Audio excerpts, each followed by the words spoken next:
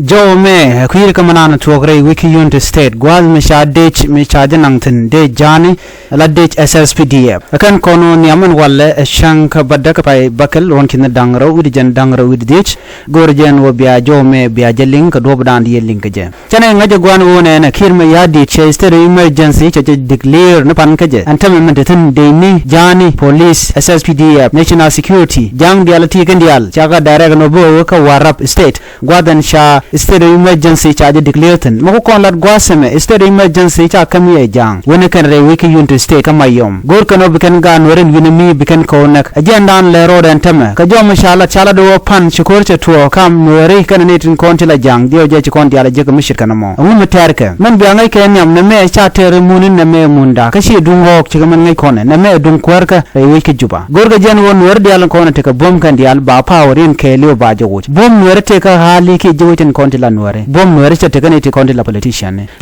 ka jan gwase me tele ka long ki tele ka power jen menen jena mo kon nuare shushkon na ka kon nichang che konte to ka nasir ka ngota to ba ka nasir ka wolang ka longo shuk ka fan ka mayom chana kan dial chana kanen go dialati ka western content nuare tekaten western bom nuare ten kan western bom nuare ten kan western content kwala gor no badak akuma ken me yadit ajanda na gor kira murai kon ko shadi nangre which ka unit state no cha unit state kana warab no cha jago kan ke witen kon nyon ka so Sudan che jen na mo ka na mo che tok ne me ado mu gorno ba nuare ba kan nakaje kane din kon ba nak shigane dial ka ngwan nuare din kon bum niken ngai ko roje dane shala wuti shal ka bolmel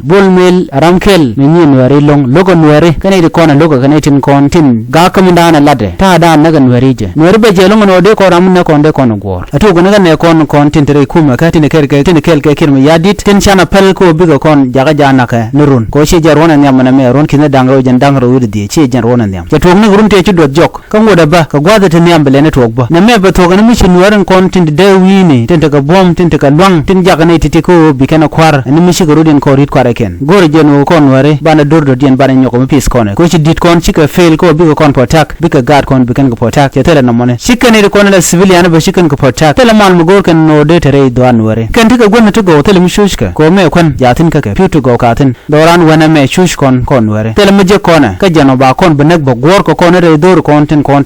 te ka don wanung na ko kon ke jan gwase men were mo goro de randa re jangach tin na ko kon ka tine doran la ja dakenyoch ngam la kon lo ka kon teleran la puru kon kan obna mit kare tel ne lo kon ka kan tong mi sham go yutara bang tika toja tin content ku yingal la yene de content wini were kan tin content ku ka la ore ngan wini mi shane ne no te ga mi to kan mi shiga gwach re yidi ran tikitin kan e content la kwan were la ja ngai kan o backup dien ke ngane were tin chal ke no nwer wai ame ke jeshan bor kene ti kene den konti la bum ken ku kuja mo la kuma ke me yadi la chwa gorno ba gwada na te powerin teten gwada na long den teten jen gwada ba kono dagnaja but ne kono konti la siasin ki politician ku kana en malat ka me ker me yadi den no run ba chum no pani ken abuga nyogo ring ne karing ndi nyogo bugo lo nyugo te konti den norten men bukule la pojurun ko kon wore wo mu de kon go no shukan re dan be je lungo no de kon mi jem chalat ko kon de kon parwech gwan mu wango konten ke kama ko le kuma ker me yadi jang charudul kel ken woren kon ken mu ke yo a chen men lukan no chala ken wo ken wo no ken wore duno na metok jinmi jaga de mor gadu chegdu ke ni mor ke gur ke mor ke dorun ko baje wang na kanare de ko buchon kel karami nakchi jidwarun bechelong yes dana togono jin ko gono rodo ko dong chai bu mekere gwaldan titan duno shidis chemno to bunwere ku be gorono bikanna kamishi ngati chubre do anwere ngum chiro do showel mina jogo no antele ne long gwade dane taten ka ko ne ko bom na modere gwa de jinu ngure nwere taje delo ba mi chiro jako kwa ile nen rena ko tama me social media cha kon jal jako baruda ngaje no ko kon ngane bu ko ne kon la deal nuare bu ko ngaje no ka ngane deal chi deal bang deal o jin made ka ne ko a chan shuji ba ka riang ba ka shun kal ka nuare janda na gorka me ko na makele o de nuare de ke tem gwa o de nuare kan ngaje no ka ngane generation down me ka kon bi jako ba gwa no ba mu ko dan jaga tel lot chirgane didin tan yam tin ko ne cha nuare pal bang no lu ga nuare tan ken bit ke chang do mulat ken ka cha nuare ba cha ka bum ka roi ne ni dit te ni long ka la ro jana ka do dan de nuare ka go ka je chu tan ngi dia cha ko yo ka tok ne ngwana ken riang